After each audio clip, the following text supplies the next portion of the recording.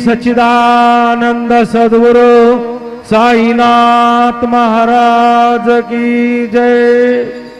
जोडून या कर चरणी ठेविला माथा, परिसावी विनंती माझी पंढरीनाथा।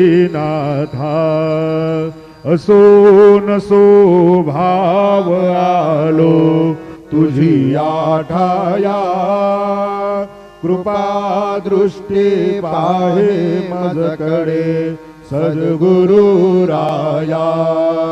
अखंडित सावे ऐसे वाटते पायी, सांडोने संकोच ठाव थोडासा देई।